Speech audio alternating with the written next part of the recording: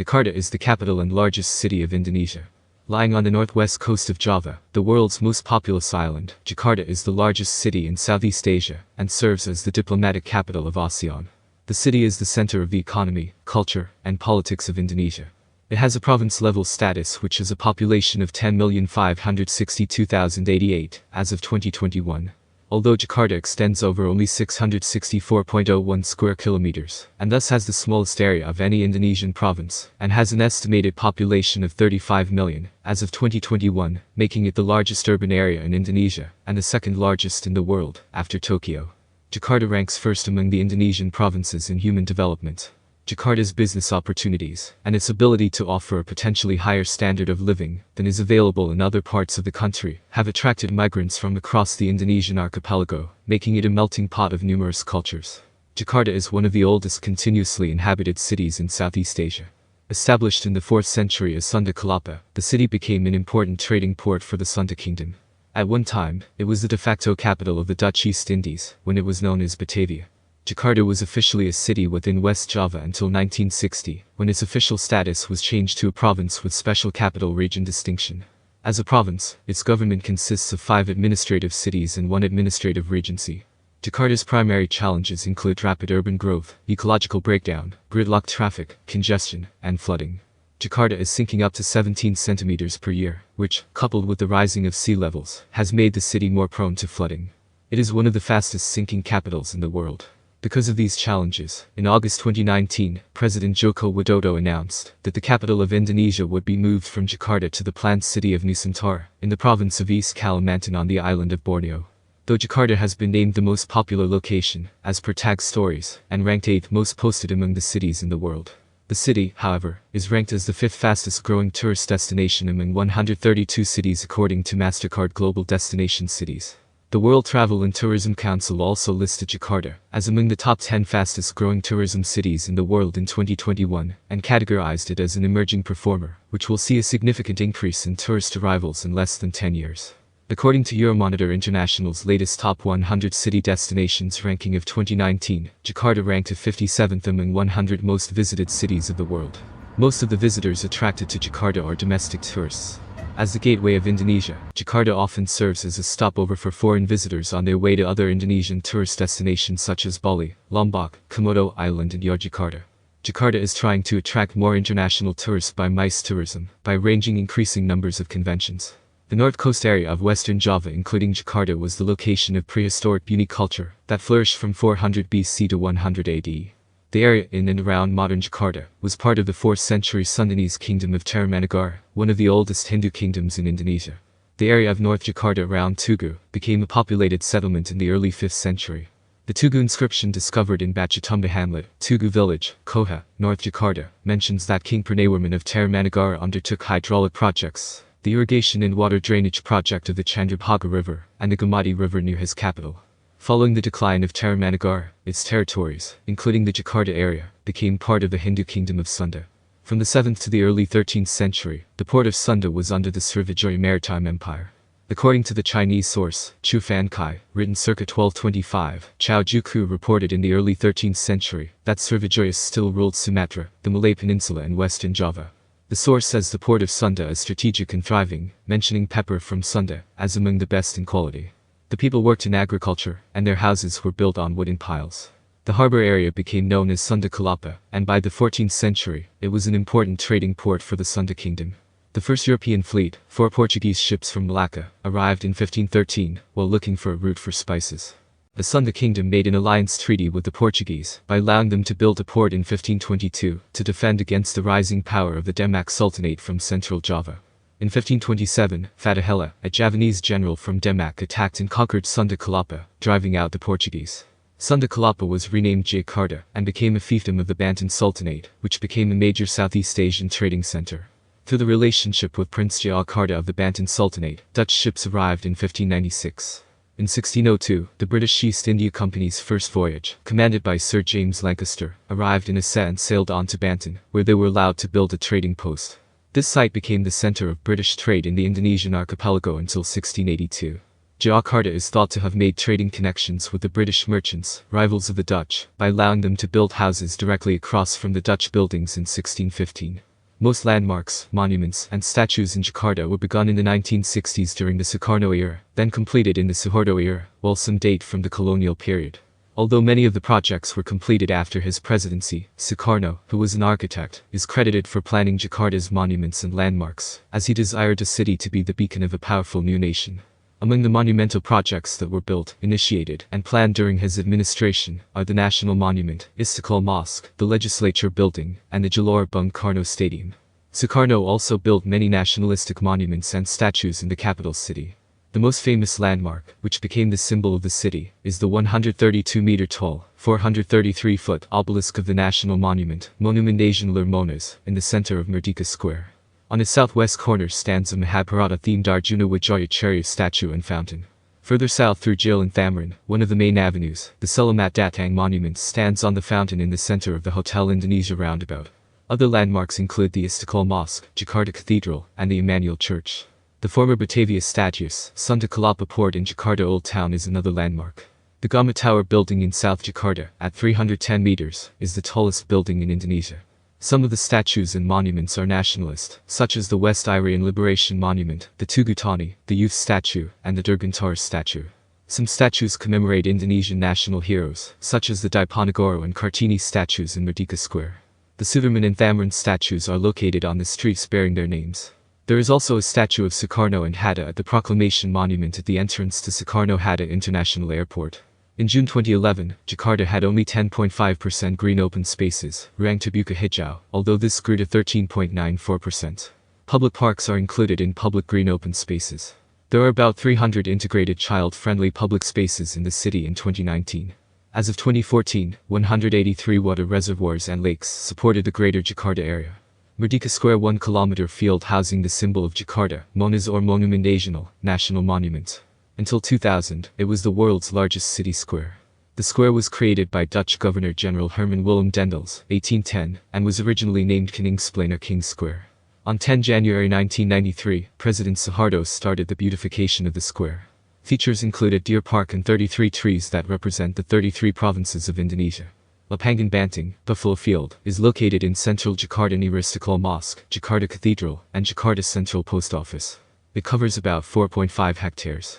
Initially, it was called Waterloo Plain, and functioned as a ceremonial square during the colonial period. Colonial monuments and memorials erected on the square during the colonial period were demolished during the Sukarno era. The most notable monument in the square is the Monument Pembebasan Irian Barat, Monument of the Liberation of West Irian. During the 1970s and 1980s, the park was used as a bus terminal. In 1993, the park was again turned into a public space. It became a recreation place for people, and now serves as an exhibition place or for other events. Jakarta Flona, Flora dan Fauna, a flower and decoration plants and pet exhibition, is held in this park around August annually. As the capital of Indonesia, Jakarta is the melting point of cultures of all ethnic groups in the country. Though Betawi people are an indigenous community of Jakarta, the city's culture represents many languages and ethnic groups that support differences regarding religion, traditions, and linguistics, rather than any single and dominant culture. All varieties of Indonesian cuisine have a presence in Jakarta. The local cuisine is Betawi cuisine, which reflects various foreign culinary traditions.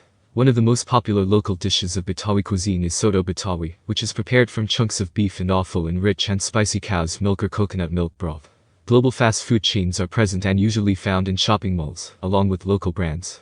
Foreign cuisines such as Chinese, Japanese, Korean, Thai, Indian, American, Australian, Malaysian, French, and Mediterranean cuisines like Maghrebi, Turkish, Italian, Middle Eastern cuisine, and modern fusion food restaurants can all be found in Jakarta.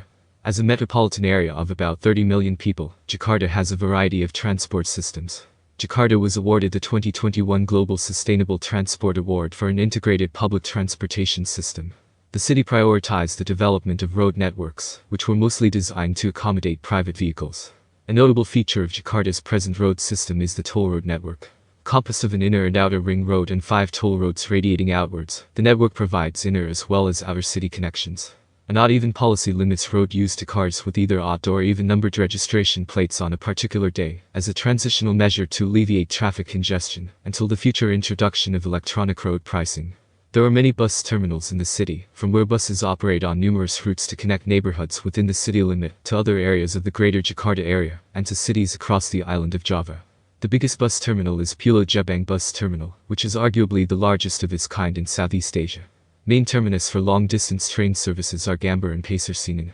High-speed railways are being constructed connecting Jakarta to Bandung, and another one is at the planning stage from Jakarta to Surabaya.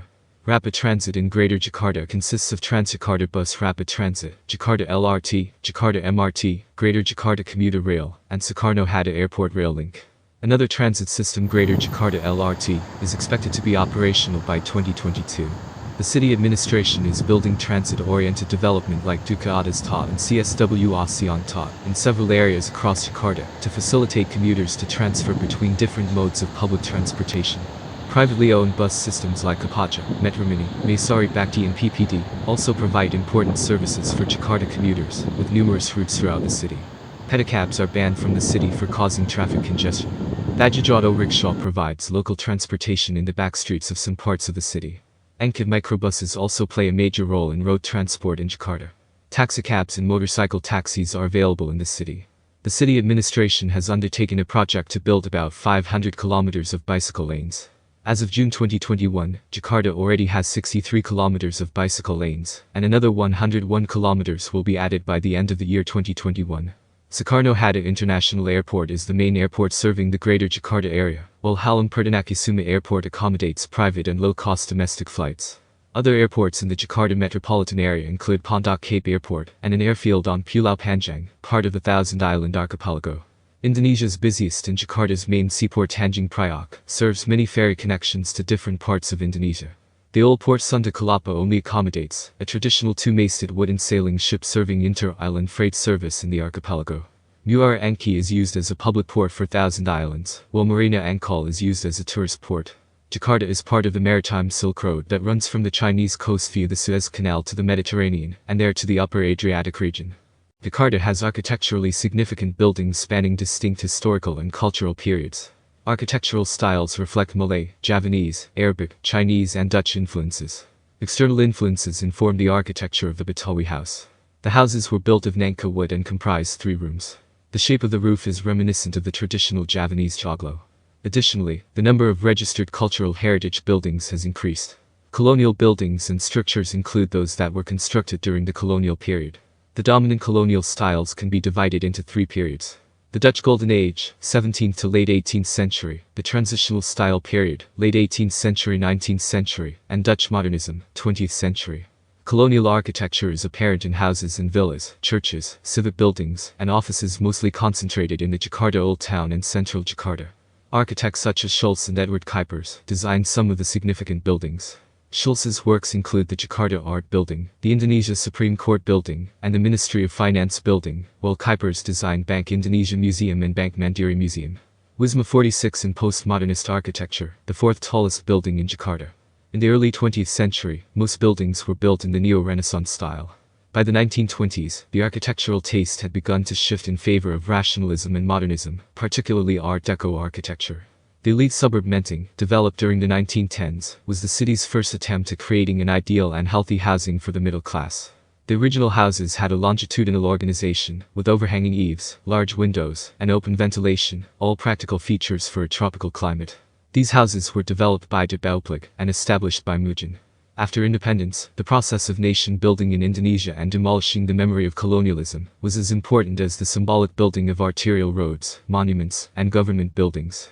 The National Monument in Jakarta, designed by Sukarno, is Indonesia's beacon of nationalism.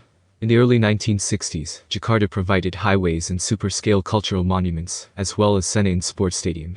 The Parliament building features a hyperbolic roof reminiscent of German rationalist and Corbusian design concepts.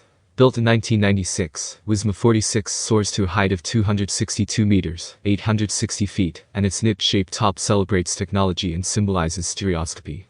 The urban construction booms continued in the 21st century. The Golden Triangle of Jakarta is one of the fastest evolving CBDs in the Asia-Pacific region.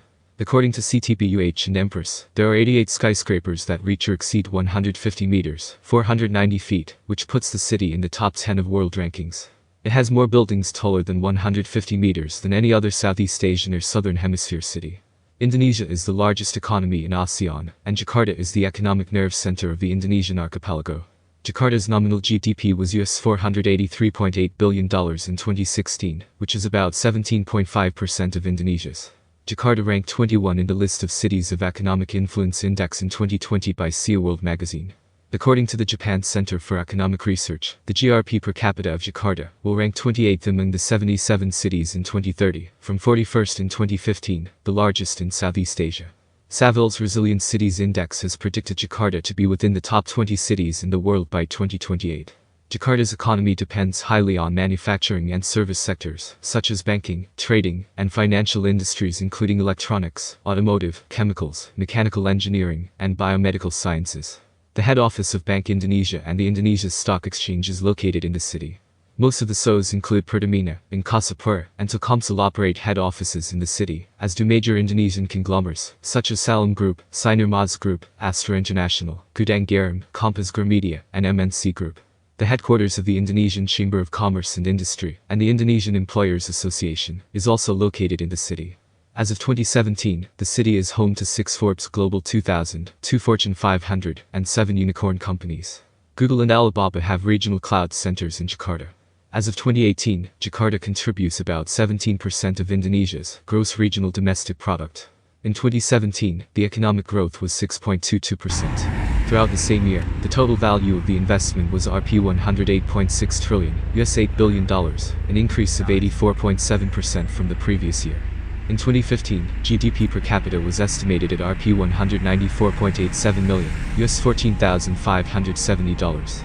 And the restaurant sector, 20%, and the manufacturing industry sector, 16%. The increase in per capita GRDP of Jakarta inhabitants was 11.6% compared to the previous year. Both GRDP at the current market price and GRDP at the 2000 constant price in 2007 for the municipality of Central Jakarta, which was Rp 146 million and Rp 81 million, was higher than other municipalities in Jakarta. The Wealth Report 2015 by Knight Frank reported that 24 individuals in Indonesia in 2014 had wealth of at least US $1 billion, and 18 lived in Jakarta. The cost of living continues to rise. Both land prices and rents have become expensive.